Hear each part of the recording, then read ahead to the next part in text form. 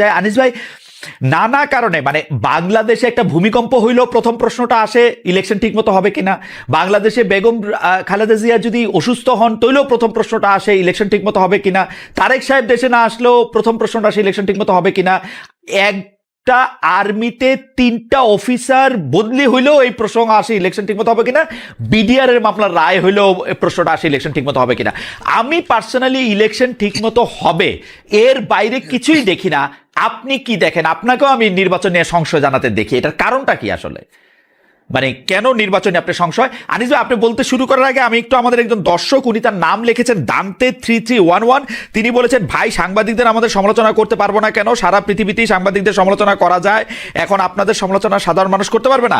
ইউনুসকে সমালোচনা করেন আপনারা, কিন্তু আপনাদের করা যাবে না। অবশ্যই সাংবাদিকদের সমালোচনা করা যাবে, আমরাও সারাদিন সাংবাদিকদের সমালোচনা করি, কিন্তু সাংবাদিকদের সমালোচনার পাশাপাশি গালিও দেওয়া যাবে কিনা বা কাউকেই গালাগালি করা যাবে কিনা সেটাও আপনি একটু ভাইবা দেখবেন। ভাই আপনার নাম যেহেতু দান্তে, যাই হোক, আমি একটু আনিস ভাই আপনার কাছে আসি যে আনিস ভাই, আপনার এত সংশয় এবং আপনার সহ সারা বাংলাদেশের মানুষের এত সংশয় কেন ইলেকশনটা নিয়ে? ইলেকশন নিয়ে আসলে হইতেছে কি? ধন্যবাদ খালেদ।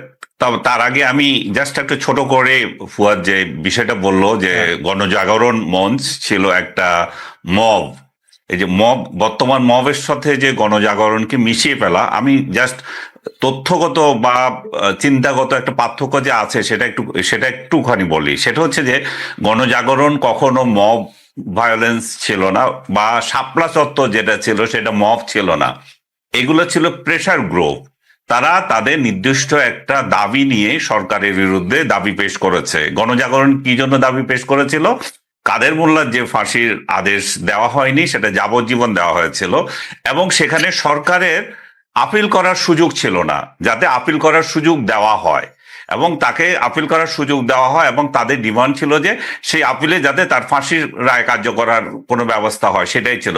গণজাগরণ যদি মব হতো তাহলে আপনি জাস্ট একটু খেয়াল করে দেখেন, তার 100 গজ দূরে ছিল গোলাম আজমের আস্তানা।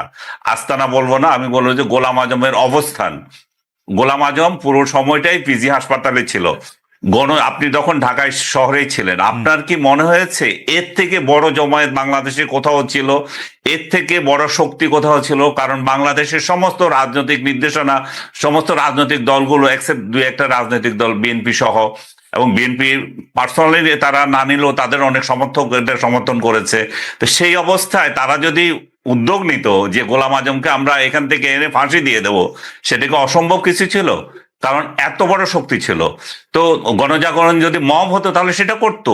এই যে আমি আরেকটা উদাহরণ দিই, না কয়েকদিন আগে যে আমির ভাই, এই ছেলেপেলেরা যে আওয়ামী লীগকে নিষিদ্ধ করলো এবং শাহবাগে এসে যে দাবি জানালো, সেটা কি মব ছিল? না, মোটেই সেটা মব ছিল না, সেটাও ছিল প্রেসার গ্রুপ। তারা সরকারের উপর তাদের দাবিটা পেশ করেছে, তারা সেই অনুযায়ী সরকার বাধ্য হয়েছে। আনিস ভাই, আমার কাছে মনে হয় যদি আমরা সংজ্ঞার দিক দিয়ে আমরা এই বিতর্কটা চালু রাখি, তাইলে আসলে মব, প্রেসার গ্রুপ এগুলি নিয়ে আমরা একদিন আলাদা করে নিশ্চয়ই আমরা কথা বলতে পারবো। না, আমি এখানে শেষ করে দিয়েছি যে মব এবং প্রেসার গ্রুপের পার্থক্যটা বোঝার জন্য আমার মনে হয় যে অনেকে আপনার ডেফিনিশনের সাথে একমত নাও হতে পারেন আনিস ভাই, মানে আপনি হতে পারে না, আমি আমারটা যেটা মনে করি সেটা বলছি। জি জি। এখন যেটা হচ্ছে যে এই ইলেকশন নিয়ে কেন সবার সন্দেহ, আপনি যথার্থই বলেছেন যে উদাহরণগুলো হয়েছেন, যা কিছু হোক সবার সন্দেহ হচ্ছে ইলেকশন হবে কিনা। আজকে একটা রাজনৈতিক দল এই ম্যানিফেস্টো ঘোষণা করার, ম্যানিফেস্টো না, এটা কি বলবো, এই যে শিডিউল ঘোষণা করার ক্ষেত্রে আপত্তি জানিয়েছে। এখন তাতেও মানুষ সন্দেহ করছে যে ডক্টর ইউনূস কি তাহলে নির্বাচন পিছিয়ে দিয়ে আবার 5 বছর থাকার প্ল্যান করছে কিনা। এই ধরনের আশঙ্কার 2টা কারণ আছে। প্রথমত হচ্ছে এটা একটা ইনক্লুসিভ ইলেকশন হচ্ছে না। ইনক্লুসিভ ইলেকশনের কথা যখনই আমি বলি তখন মনে করে যে অনেকের গা জ্বালাপালা করে। ভাই, বাস্তবতাটা হচ্ছে যে ইনক্লুসিভ ইলেকশন হচ্ছে না, একটা রাজনৈতিক দলকে বাদ দিয়ে কিংবা ওই রাজনৈতিক দলের জোট সমর্থক যারা ছিল, জোটে যারা ছিল তাদেরকে বাদ দিয়ে একটা ইলেকশন হচ্ছে। এখন যেহেতু ওদেরকে বাদ দিয়ে একটা ইলেকশন হচ্ছে, সাধারণ মানুষের মধ্যে একটা ভাবনা আছে যে এই ইলেকশন কতদিন টিকবে, ইলেকশন হতে পারে কিনা, আমেরিকা এখানে হস্তক্ষেপ করবে, ভারত এখানে হস্তক্ষেপ করবে, দোহাতে এটা বিটি করছে, এই জাতীয় একটা জল্পনা কল্পনা মানুষের মধ্যে থাকে। সেই একটা গোষ্ঠী এই এটাতে জায়গায় কি একটা ছোট প্রশ্ন করতে পারি? আপনি বলছেন একটা রাজনৈতিক দলকে বাদ দেওয়া হয়েছে, আমি যদি ধরে নিই এই রাজনৈতিক দলটার নাম আওয়ামী লীগ, সেই আওয়ামী লীগ কি একবারও বলছে ওরা এই নির্বাচন করতে চায়? আওয়ামী লীগ কি তারা এইটা চাক কি কোর্টে, না চাক আওয়ামী সেটা লীগ কি বিষয় না। আওয়ামী লীগ কি কোর্টে এটা নাগরিক ট্রাই হিসাবে আমি করছে? বলছি যে কোর্টে হ্যাঁ, এটা তারা ট্রাই চাইছে, করছে তারা কি? চায় নাকি? তারা বিভিন্ন সময় না, বলেছে তারা বলছে যে এই তাদের সরকার আপত্তি পরিবর্তন করে তারা তত্ত্বাবধায়ক সরকার আমলে নির্বাচন চায়, ইউনূস সরকারের অধীনে নির্বাচন না। করতে তারা চায় না। চায় না, কিন্তু কথা হচ্ছে যে আমরা কেন সুযোগ দিচ্ছি না? আমাদের কথা হচ্ছে শেখ হাসিনার আমলে যে সমস্ত নির্বাচনগুলো হয়েছিল সেগুলো কলঙ্কিত ছিল কেন? তারা তারা নিজেরা নির্বাচন করেছে, রাতের ভোট করেছে, তারা মানুষ স্যাটিসফাইড হয়নি তাদের ভোটে। কিন্তু বর্তমান সময়ে যে নির্বাচনটা হতে যাচ্ছে, যেটা আমরা আবার ইতিহাসে সাক্ষী হতে যাচ্ছি, সেই নির্বাচনটা হতে যাচ্ছে কিছু রাজনৈতিক দলকে কমপ্লিটলি মাইনাস করে। সেই মাইনাস কি তারা নিজের ইচ্ছা হচ্ছে না, তাদেরকে আমরা নিষিদ্ধ করে রাখছি। শেখ হাসিনার সাথে পার্থক্য এই জায়গায়, শেখ হাসিনা আপনাকে নিষিদ্ধ করে নাই যে ইলেকশন করতে পারবেন না, কিন্তু এই আমলটা হচ্ছে যে না, শেখ হাসিনার দল 14 দল জাতীয় পার্টি এরা নির্বাচন করতে পারবে না, কিংবা 14 দল বা জাতীয় পার্টি যে করতে পারবে সেটাও বড় গলায় বলছে না, এবং আবার তাদেরকে হুমকি দেওয়া হচ্ছে তারা যদি নির্বাচনে আসে তাহলে খারাপ হবে। তার মানে হচ্ছে যে একমাত্র শুধু আওয়ামী লীগ নয়, আরো বিভিন্ন রাজনৈতিক দল নির্বাচন করতে পারবে কি পারবে না এই অনিশ্চয়তার মধ্যে রয়ে গেছে। আমি ধরে নিচ্ছি তাদেরকে ছাড়াই ইলেকশন হচ্ছে, কিন্তু বাস্তবতার সাথে আমাকে বলতে হবে যে এই নির্বাচনটা যেটা হতে যাচ্ছে সেটা এই যেহেতু ইনক্লুসিভ হচ্ছে না, সেই জন্য মানুষের মধ্যে একটা আশঙ্কা আছে। আর দ্বিতীয়ত হচ্ছে যে এই ইলেকশনটা হতে যাচ্ছে বিএনপি ভার্সেস জামায়াতে ইসলামী, প্লাস জামায়াতে ইসলামের A party, B party, C party বা B team, A team, C team, যার মধ্য থেকে ফুয়াদের যে রাজনৈতিক দলটা সেটাকেও একটা বি টিম, সি টিম হিসাবে ধরা হয় জামাতে ইসলামের। তো এমন একটা পরিবেশে যে নির্বাচন হতে যাচ্ছে, সেটা সাস্টেনেবিলিটি কতটুকু থাকবে, তারা আসলে কয়দিন ক্ষমতায় থাকতে পারবে, সেটা নিয়ে আশঙ্কা করছে মানুষ। ধরে নিয়েছে যে এই নির্বাচনে যারাই নির্বাচিত হোক, হয় জামাতে ইসলামী জিতুক কিংবা আওয়ামী লীগ বিএনপি জিতুক, 6 থেকে 7 মাসের মধ্যে এই যারা বিরোধী দলে থাকবে সরকারের পরিবর্তন আনার জন্য, সরকার বিরোধী আন্দোলন করার জন্য তারা আওয়ামী লীগকে ডেকে আনবে এবং আওয়ামী লীগের সাথে জোটবদ্ধ হয়ে এরা আন্দোলন করবে। সেই জন্য মানুষের মধ্যে আশঙ্কা যে আসলে এই নির্বাচন হতে যাচ্ছে কিনা। আপনি যেটা বললেন, আপনি যেমন একটা মিনিট আমি শেষ করে দিচ্ছি, আপনি যেমন চিন্তা করেন না যে নির্বাচন হচ্ছে কি হচ্ছে না, আমারও মনে হচ্ছে যে নির্বাচন হতে যাচ্ছে এবং ডক্টর ইউনূস এই নির্বাচন করেই বিদায় নেবেন, এবং এটা কোনো সন্দেহ নাই যে ফেব্রুয়ারিতে নির্বাচন হতে যাচ্ছে। আপনি শেষ করেন না, আপনি খালি একটু সময় দেন। আপনার থিসিসটা নিয়ে আমি একটু ব্যারিস্টার ফুয়াদের পয়েন্ট একটু শুনি, কারণ ব্যারিস্টার ফুয়াদের পয়েন্ট মানে প্রশ্নে আমি একটু পরে যাই। ব্যারিস্টার ফুয়াদ, ইলেকশন ইনক্লুসিভ হচ্ছে না কারণ আওয়ামী লীগ বা জাতীয় পার্টি সহ অন্যান্য অনেকগুলি দলকে ইচ্ছা করে ইলেকশনে বাইরে রাখার একটা চেষ্টা করা হচ্ছে, তাদেরকে অপশন দেওয়া হচ্ছে না। এই জন্য লোকের মনে একটা আশঙ্কা আছে যে এই ইলেকশনটা হয়তো ইনক্লুসিভ হবে না। আপনি আনিস ভাইকে শুনেছেন এই ব্যাপারে, আপনি যদি একটু ছোট্ট করে বলেন, আমরা আনিস ভাইকে আবার একটু শুনে আপনার কাছে আসবো, একটু যদি 1-2 মিনিটে বলেন এটা এই থিসিসটার সাথে আপনি একমত পোষণ করেন কিনা। দেখেন, ইনক্লুসিভ ইলেকশন বলতে বোঝায় না যে একটা ফ্যাসিস্ট অর্গানাইজেশন যাকে গণ অভ্যুত্থানের মধ্য দিয়ে পতন করানো হয়েছে তাকে নির্বাচনে অংশগ্রহণ করতে দেয়া। মানে 73 সালের নির্বাচনে কেন মুসলিম লীগ অংশগ্রহণ করে নাই, মানে এইটা তো একটা ভ্যালিড কোশ্চেন হইতে পারে না। তখন যাদের বিরুদ্ধে যুদ্ধ হইল, যাদের বিরুদ্ধে গণঅভ্যুত্থান হয়েছে, তাকে অংশগ্রহণ করতে দেয়াটার মধ্য দিয়ে কোনো ইনক্লুশন থাকে না। দ্বিতীয়ত দেখেন যে আপনার পিলখানা গণহত্যা কমিশনের রিপোর্ট আসছে গত কদিন আগে, সেখানে পরিষ্কার করে বলা হয়েছে যে আওয়ামী লীগ দল আকারে দিল্লির সাথে কলিউশন করে এই পিলখানায় গণহত্যাটা ঘটাইছে। বর্তমানে আওয়ামী লীগের দল আকারে আইসিটিতে বিচার চলছে। আপনি মানবাধিকার কমিশনের জাতিসংঘের যদি রিপোর্ট দেখেন, সেখানে তাদের 6 সপ্তাহের আমলনামার কথা আসছে। বাংলাদেশের স্বাধীনতা, সার্বভৌমত্ব, জাতীয় স্বার্থ, মর্যাদা ক্ষুণ্ণ করবার জন্য হেন কোনো কাজ নাই যা এই দলটা করে নাই।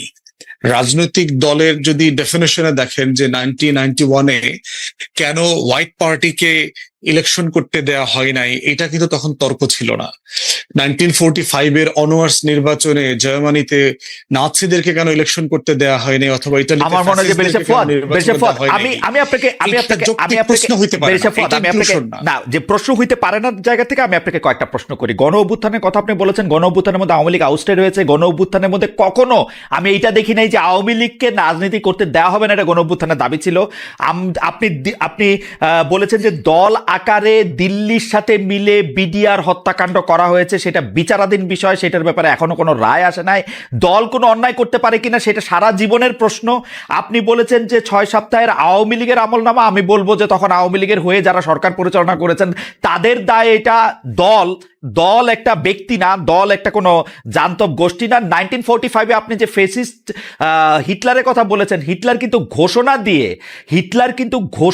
দিয়ে জাতিগত নিধন কর্ম চালু করেছিলেন সারা ইয়েতে। শেখ হাসিনা এবং সরকার কিন্তু এখনো অস্বীকার করেন যে তারা এটা করেন নাই, ওই সময় তারা এই ঘোষণা দেন নাই যে আমরা এদেরকে মাইরা ফেলবো। হাওয়েভার এই প্রশ্নগুলি কিন্তু উঠতেছে। আমরা দল হিসাবে আওয়ামী লীগকে কি আসলে ভয় পাইতেছি যে ওই ইলেকশনে আসলে আমরা কম ভোট পাবো, আওয়ামী লীগ আবার ক্ষমতা নিয়ে যাবে, ব্যাপারটা কি এরকম? এই জন্য আমরা ওকে ইলেকশনে আসতে অপশন দিচ্ছি না? না, এটা নির্বাচনের প্রশ্ন না, এটা প্রশ্ন হচ্ছে যে আপনার গণ অভ্যুত্থান পরবর্তী যে বাংলাদেশ বিনির্মাণের আলোচনা আসছে, নিউ পলিটিক্যাল সেটেলমেন্ট, সেই নিউ পলিটিক্যাল সেটেলমেন্টে আওয়ামী লীগের এক্সিস্টেন্স থাকতে পারে না। কারণ নতুন বাংলাদেশ বিনির্মাণের যে আকাঙ্ক্ষার কথা আসছে, সেটা অ্যাবসলিউটলি তার অস্তিত্বের বাইরে থেকে বিনির্মাণের প্রশ্ন আলোচনা হতে হবে। কারণ এটা আমাদের সার্বভৌমত্বের কোশ্চেন, যে গত 16-17 বছর যারা মুক্তিযুদ্ধের আকাঙ্ক্ষা থেকে শুরু করে বাংলাদেশের সংবিধান, আমাদের রাজনীতি এবং গণতান্ত্রিক মূল্যবোধের যে ন্যূনতম জায়গাগুলো, তার প্রত্যেকটা জিনিস ধ্বংস করে দিয়েছে। তো যে বাংলাদেশের নির্বাচন ব্যবস্থা ধ্বংস করে দিয়েছে, যে বাংলাদেশের গণতন্ত্র ধ্বংস করে দিয়েছে, যে বাংলাদেশের সাংবিধানিক কাঠামো ধ্বংস করে দিয়েছে, তাকে সেই সংবিধান মোতাবেক তার অধিকারকে স্বীকৃতি দিয়ে ইনক্লুড করবার জায়গাটা কোথায় আসে? সে তো পলিটিক্যাল পার্টির ডেফিনেশনে পড়ে না, তাকে তো একটা পলিটিক্যাল পার্টি আকারে ডেফিনেশনে আসতে হবে। না, সেই ডেফিনিশনটা তারপরে দেখেন এই আলোচনাটা কখন আসতে পারে। সেই ডেফিনেশনটা তো বেরিয়েছে ফদ, আপনি ঠিক করে দিবেন না, সেটা কোর্ট বলে দিক আওয়ামী লীগ একটা পলিটিক্যাল পার্টির ডেফিনেশনের মধ্যে পড়ে না, আওয়ামী লীগ একটা নিষিদ্ধ দল। না, সেটা তো আমরা এই জন্য তো আমরা তার আগ পর্যন্ত আপনি এটা কি করে বলেন? ব্যক্তির দায় আপনি দলকে কি করে দেন? আসলে এটা আপনি পারেন কিনা একজন জুরিস্ট হিসেবে আপনি এটা বলেন? পারি, কারণ হচ্ছে যে হ্যাঁ পারি এই কারণে যে আপনি যদি এটা একটা বিচ্ছিন্ন কিছু লোক এটা করে থাকে, যেমন ধরেন আপনি আওয়ামী লীগকে চাঁদাবাজের দল আকারে স্বীকৃতি দেবে কিনা, এইটা আপনি দিতে পারবেন না, কারণ আওয়ামী লীগের লোকজন চাঁদাবাজি করছে। কিন্তু পুরো দল কাঠামো আওয়ামী লীগের ধরে ধরে চাঁদাবাজি করছে, এইটার সাফিসিয়েন্ট প্রমাণ দেয়া যাবে না। কিন্তু আপনি গণহত্যার সাথে জড়িত, গত 16 বছরে গুম খুনের সাথে জড়িত, তার এই পুরো কাঠামো, তার দলের নেতৃবৃন্দ রাষ্ট্র কাঠামোকে ব্যবহার করে কিভাবে কাজগুলো করেছে, এইটা গুম কমিশনের রিপোর্টে উঠে আসছে, এটা পিলখানা গণহত্যার কমিশনের রিপোর্টে উঠে আসছে, এটা আইসিটির যে শুনানি হয়েছে শুনানিতে উঠে আসছে, যে পুরো কাঠামো কিভাবে জড়িত এটার সাথে। ইভেন আপনার দেখেন এই যে শুট অন সাইট, আপনি আইসিটি ওয়েল আমার কাছে মনে হয় যে আপনি যেগুলি কথা বললেন সেখানে হচ্ছে দল হিসাবেও দায় দেয়া যায়, সে ব্যাপারে জনাব আনিস আলমগীর আপনি কি আপনি শেষ করে দিই। গণভবনের সর্বশেষ যে 14 দলীয় মিটিং হয়েছে, যেই মিটিং এর মধ্য দিয়ে আপনার মিলিটারি ডিপ্লয় করা হলো, কারফিউর মতো করে সিচুয়েশন জারি করা হলো, মোবাইল শাটডাউন করা হলো, shoot on sight policy declare করা হলো, এটা কি? এটা জেনোসাইড না? এটা একটা এক্সটারমিনেশনের মতো করে আপনি আমাকে যদি ডেভিলস অ্যাডভোকেট হওয়ার পারমিশন দেন, তাহলে আপনাকে কিন্তু তখন বলতে হবে তখন পোশাকে থাকা লোকজন মারা যাচ্ছিল, কিন্তু পোশাকে থাকা লোকজন যখন মারা যায়, আপনার সরকার, আপনি যখন রাষ্ট্রপ্রধান হবেন, আপনি যখন সরকার প্রধান হবেন, তখন আপনি পোশাককে কিন্তু আপনি প্রোটেক্ট করতে চাইবেন। কিন্তু আপনি আমার এই বক্তব্য অনেক অজনপ্রিয় হইতে পারে, কিন্তু আমার তো কিছু বলার নাই। আপনি যখন পোশাককে, আপনি দেখেন পোশাকধারী কতজন মারা গেছেন। আমি র্যাবের ডিজিকে ইন্টারভিউ করতে গিয়ে জানলাম 47 জনকে উনি কবরস্থ করেছেন, পোশাকধারী পুলিশ, যাদের গ্লাসও কেউ নিতেছিল না। ঠিক না? সেটা তো একটা অন্য সিচুয়েশন। আপনি সেই সিচুয়েশন, আর সেই সিচুয়েশনকে আপনি একজন জুরিস্ট হিসেবে আপনি একটা বলেন যে এইটাকে আপনি গণহত্যার আপনি সংজ্ঞা দিতে পারেন, ইটস আপ টু ইউ। কিন্তু ঘটনা হইতেছে যে এর জন্য আপনি দল ইলেকশন করতে পারবা না, এইটার মধ্যে যাইতে পারবা না, এটা আপনি আসলে বলতে পারেন? হ্যাঁ পারি তো, কারণ দলটা তো এই পুরো কাঠামো তো এটার সাথে ইনভলভ হয়ে গেছে। ওকে 14 দল মিলে তো এই মিটিংটা করেছে।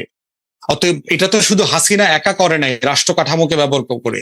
গণভবনের সর্বশেষ মিটিং তো 14 দল দল আকারে সিদ্ধান্ত নিয়েছে তারা মিলিটারি কারফিউ ডিক্লেয়ার করবে, তারা shoot on sight policy enforce করবে, এবং তারা সেটা না, করেছে। সেটা তারা এনফোর্স যেটার করতে পারে নাই তো। ফলশ্রুতি আপনার মনে থাকবে শুট অন সাইট, না, শুট অন সাইট শত শত কোনো মানুষ পলিসি মারা ছিল গেছে না, না। তার সেনাপ্রধানই বলছে তারা কাউকে গুলি করবে না। 1400 মানুষ তাহলে কেমনে খুন হইলো? 1400 মানুষের তাহলে খুনের কেমনে ব্যাপারটাও কিন্তু মানে আমার খুবই আফসোস, আমার খুবই আফসোস যে আমি এই পক্ষ থেকে কথা বলতেছি। 1400 মানুষ খুনের যে কথা বলছে সেটার মধ্যে কিন্তু এটা অগাস্ট 14 তারিখ পর্যন্ত আপনি দেখেন, ওইটাও আমাদের খেয়াল করতে হবে কিন্তু। সুতরাং এত সহজে আপনি 1400 বলে ফেলেন না। কারণ হচ্ছে যে অগাস্টের 14 তারিখ পর্যন্ত কিন্তু ঘটনা। হ্যাঁ, এটা আমি ব্যাখ্যা আছে তো ভাই, যে মানুষটা বলেন। গুলিবিদ্ধ হয়েছে 5 তারিখ পর্যন্ত, কিন্তু হাসপাতালে কাতরায় মারা গেছে 14 তারিখ। না, এটা হাসপাতালের মৃত্যুর কেস না ভাই, আপনি আবার দেখেন, হাসপাতালের মৃত্যুর কেস না, পুরনো আহতর কেস না এটা। হাউএভার, আমি একটু জনাব আনিস আলমগীরের কাছে আসি। জনাব আনিস আলমগীর, আপনার কাছ থেকে যাই হোক, আপনাকে বলার আগে আমি একটু বলে নিই, একজন কামাল হোসেন উনি বলছেন, পার্সোনালি আপনাকে অনেক পছন্দ করি বা ভালোবাসি খালেদ ভাই, কিন্তু আমার মনে হয় আপনার কথা এবং আচরণে মনে হয় উপস্থাপনা আপনি পার্সিয়ালিটি করেন। ওকে, সরি ভাই, আমি একটু হানিস ভাই আপনার কাছে আসি। ব্যারিস্টার ফুয়াদ যেটা বলতেছেন যে আসলে তো শেখ হাসিনা একজন ব্যক্তি মাত্র নন, একটি দলকে প্রতিনিধিত্ব করতেন, এবং আওয়ামী লীগের কোন লোককে আমরা কিন্তু শেখ হাসিনার এই যে, আমি খালি জুলাই আগস্ট বলবো না, 15 বছর ধরে উনি যে দুঃশাসন চালিয়েছেন, আওয়ামী লীগের কোন লোক আওয়ামী লীগের থেকে এটি বলেছেন, আওয়ামী লীগের কোনো কাউন্সিলে বলেছেন, অন্য কোনো সময় বলেছেন বা বলার চেষ্টা করেছেন, সেইটা পর্যন্ত তো আমরা দেখি নাই আসলে। তাহলে সেই ক্ষেত্রে সেই দলটা এটার জন্য কেন সাফার করবে না? সেটার জন্য শুধু ব্যক্তি কেন আমরা আওয়ামী লীগকে আরো বেয়ার করতে হবে? আমরা কেন এই আওয়ামী লীগকে বহন করে বেড়াবো? এটা কারণটা কি আসলে?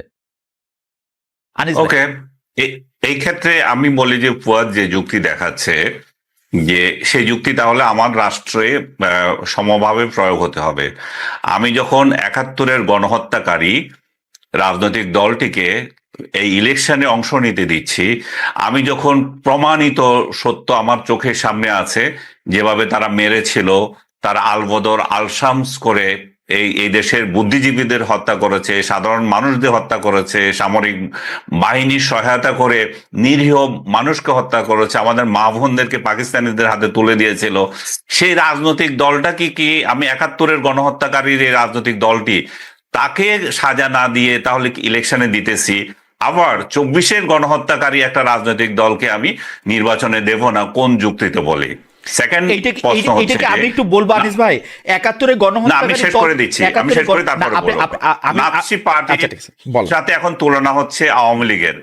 তো ঠিক আছে, নাৎসি বাহিনীকে আদালতে একটা দুর্বৃত্ত দল হিসাবে প্রমাণ করে তারপর তাকে ব্যান করা হয়েছিল, এবং ইন্টারন্যাশনালি করা হয়েছিল। ইন্টারন্যাশনাল আদালত, বাংলাদেশে এমন একটা কোনো আদালতে সেটার কোনো বিচার হচ্ছে? আমার ইচ্ছা হলো আওয়ামী লীগ ইলেকশন করতে পারবে না, আওয়ামী লীগকে নির্বাহী আদেশে বন্ধ করে দিলাম, আওয়ামী লীগকে, সেটা তো হচ্ছে না। আওয়ামী লীগকে যদি তার কার্যক্রমের জন্য দল হিসাবে বিচার করতে হয়, তাহলে সেরকম পরিস্থিতি তৈরি করতে হবে, সেটা আদালতে আনতে হবে। তা আওয়ামী লীগকে নিষিদ্ধ করুক, আওয়ামী লীগ কার খালো, আমার কি, তোমার কি, বা অন্যের কার কি? আওয়ামী লীগ যদি দুর্বৃত্তের দল হয়ে থাকে তাহলে সাজা পাবে। কথা হচ্ছে আইন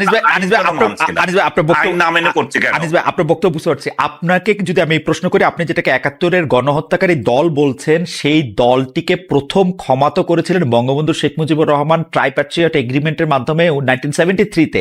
আমরা দেখেছি যে এই দলটিকে রাজনৈতিক পুনর্বাসনের সকল প্রক্রিয়া 1978, 79, 91 হয়ে 96-তে তত্ত্বাবধায়ক সরকারের বিরুদ্ধে যে পক্ষে যে আন্দোলন, সেই আন্দোলনের সামিল হয়ে শেখ হাসিনা সেটার মধ্যে থেকে অংশগ্রহণ করে, এমনকি আমরা যদি আরেকটু পিছনে যাই, 1991 সালে শেখ হাসিনা যাকে রাষ্ট্রপতি পদে মনোনয়ন দিয়েছিলেন তাকে আমরা দেখেছি দোয়া নিতে, সেটা যাইতে। সেইটার তো এখন আর এই প্রশ্ন নাই যে কেন গণহত্যাকারী একটি দলকে রাজনীতি করতে দেওয়া হবে। আওয়ামী লীগ তো এই প্রশ্ন কখনো তুলে নাই। এখন যারা এই প্রশ্ন তুলতেছেন এবং এই প্রশ্নটা তুলতেছে যে আমাকে গুলি করে মারা হয়েছে, আমাকে গুলি করে মারার অর্ডার দেওয়া হয়েছে, আমাকে 15 বছর ধরে ইলেকশন করতে দেওয়া হয় নাই, তাকে আমরা কেন, আমরা জনগণ, মানে আমরা তো পক্ষ বিপক্ষে না, আমরা জনগণ, সত্যি সত্যি আমি বুঝতে চাই, আমরা জনগণ কেন আওয়ামী লীগকে আর বহন করে বেড়াবো? আওয়ামী লীগকে আর বহন করে বেড়াবো। আওয়ামী লীগ কেন আর আমাদের মানে সিলেবাসের অন্তর্ভুক্ত থাকবে? কেন এটা আউট অফ সিলেবাস হবে না?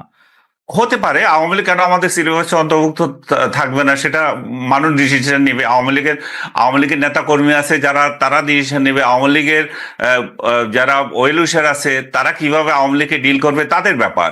কিন্তু অ্যাজ এ ইন্ডিভিজুয়াল আমি যখন দুইটা রাজনৈতিক দলকে যখন আমার সামনে আনা হবে, আমি আমার দৃষ্টিতে বলবো, এখন শেখ হাসিনা তাকে মাফ করে দিল, শেখ হাসিনা ওই দলের সাথে আন্দোলন করলো, শেখ হাসিনার দলের কেউ যায় ওই প্রেসিডেন্ট প্রার্থীর পা ছুঁয়ে আসলো, এগুলোতে আমার কি এসে যায়?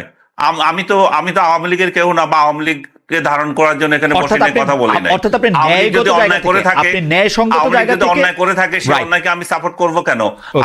আমি কি তাকে গ্যারান্টি, আমি কি তাকে ওই ম্যান্ডেট দিয়েছি তোমার যা ইচ্ছা তা করবে? আমি তাকে যেমন ম্যান্ডেট দিই নাই, তেমনি গণহত্যাকারী ৭১ গণহত্যাকারী দলগুলোকে আমি ম্যান্ডেট দিচ্ছি না। এটা আমার ব্যক্তিগত অভিমত। রাইট। আমি একদম পরিষ্কার, জনাব আনিস আলমগীর তার একটি ন্যায়সঙ্গত জায়গা থেকে, উনার ম্যান্ডেটের জায়গা থেকে এটা উনি বলতেছেন, উনার বক্তব্য একদম পরিষ্কার এবং আমিও বুঝতে পেরেছি।